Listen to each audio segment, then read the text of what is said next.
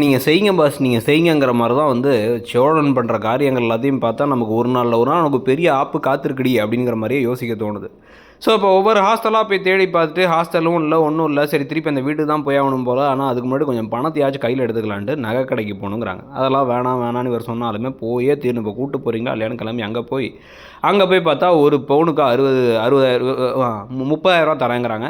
So 2 பவுனுக்கு சேர்த்து 60,000 அப்படின்னா இல்லைன்னு பேசி கீசி வந்து கடைசியில் இவரே வந்து நீங்கள் தள்ளி போயிருங்க, நான் வந்து பேரம் பேசுகிறேன் அப்படின்னு வந்து சோழன் பேரம் பேசி பவுனுக்கு 40,000 அப்படின்ட்டு 80,000 வாங்கி கொடுக்குறாங்க. எப்படி தான் நம்ம தானே திருப்பி கட்டணும் அப்படின்னா அதை பார்த்துக்கலாங்க, இப்போ உங்களுக்கு பணம் தேவையில்ல, நான் உங்களுக்காக பேசியிருக்கேன், அதுக்கு ஒன்றும் பாராட்ட மாட்டீங்களேன்னு வந்து எப்போ பார்த்தாலும் கில்ட் ட்ரிப்பு தான். அவங்கள கேஸ் லைட்டிங் கில்ட் ட்ரிப்பிங் சொல்லிட்டு எல்லா விஷயங்களையும் சைக்கலாஜிக்கல் டேர்ம்ஸ் எல்லாம் பண்ணி யூஸ் பண்ணிக்கிட்டு இருக்காரு. அதாவது என்னன்னா அவங்களை வந்து குற்ற உணர்ச்சிக்கு உள்ளாக்குறது, அதே மாதிரி இவர் செய்கிறது எல்லாமே அவங்க நல்லதுக்கு தான் அப்படிங்கிற மாதிரியும் அவங்க மனத்தை தோன்ற விஷயங்கள் எல்லாமே தவறுங்கிற மாதிரி யோசிக்க வைக்கிறதெல்லாம் பண்ணிகிட்டு இருக்காரு. இதுக்கு பிறகு கையில் காசு வந்ததுக்கப்புறம் அவங்க 25,000 பணத்தை நீட்டி எனக்கு டிரைவர் வேலை பார்த்ததுக்கு நன்றின்னு கொடுக்க, அவர் அதெல்லாம் வேணானாலும் கட்டாயப்படுத்தி வாங்க சொல்லியாச்சு.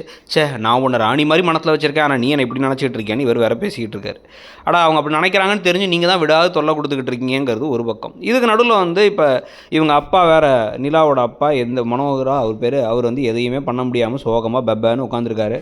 அப்போ வந்து நம்ம மூவான் ஆகி போகணும், அவள் அப்படி போயிட்டானா நம்மளும் மூவான் ஆகி போயிட்டுருக்கணும்னு வந்து தாஸ் சொல்லும் பொழுதே மதி சொல்கிறாங்க, கண்டிப்பாக அவளுக்கு விருப்பம் இல்லாத கல்யாணம், அது சூர்யா மாதிரி ஒரு மோசமான ஆளோட செட் ஆக முடியல அவங்கிறதுக்காக தான் சொன்னான். அதை மட்டும் நீங்கள் நிறுத்தியிருந்தீங்கன்னா இவ கண்டிப்பாக ஓடி போயிருக்க மாட்டான்னு சொல்லிட்டு இருக்கும் பொழுதே, அதெல்லாம் இல்லை, ஓடி போகிறது நம்ம கட்டாயத்தால் ஓடி போனான்னா இப்போ என்ன பண்ணுறா பாரு அப்படின்னு சொல்லிட்டு ஒரு வீடியோ காமிக்கிறாங்க. பார்த்தா இவங்க ரிசப்ஷன் வீடியோ.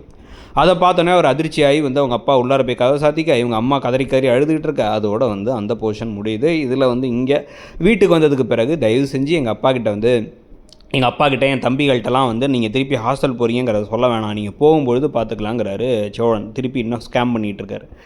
இதுக்கு நடுவில் வந்து பார்த்திங்கன்னா வடையெல்லாம் சுட்டு வச்சுருக்காரு சேரன். அப்போ போலீஸ் வந்திருக்காங்க. என்னடா போலீஸ் வந்திருக்காங்கன்னு பார்த்தா நடேசனை வந்து அரெஸ்ட் பண்ணிட்டு போகிறதுக்காக அவங்க அண்ணன் நடித்தது கூப்பிட்டு வந்திருக்காங்க. ஸோ அதை பற்றி நீங்கள் நினைக்கிறீங்கிறத சொல்லுங்கள்.